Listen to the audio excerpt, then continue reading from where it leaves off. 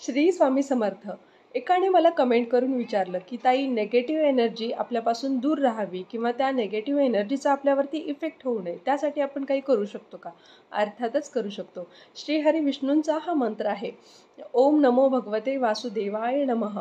हा मंत्र आपल्याला सकाळी 108 वेळा आणि संध्याकाळी 108 वेळा या मंत्राचा आपल्याला जप करायचा आहे. त्यामुळे काय होतं तर नेगेटिव्ह एनर्जी आपल्या सभोवताली फिरकणार सुद्धा नाही. आणि जी लोक आपल्यासाठी नेगेटिव्ह विचार करत आहेत, म्हणजे नकारात्मक विचार करत आहेत, ती लोकंसुद्धा आपल्यापर्यंत येणार नाहीत. ती आपल्यापासून दूरच राहतील. आणि त्यांनी जे नेगेटिव्ह विचार आपल्याबद्दलचे केले आहेत तर त्याचा पण आपल्यावरती इफेक्ट होणार नाही. ते विचारही दूर राहतील आणि ते लोकंसुद्धा आपल्यापासून दूर राहतील. ते आपल्यापर्यंत येणारच नाहीत. इतका प्रभावी हा मंत्र आहे. या मंत्राचे असे असंख्य फायदे आहेत.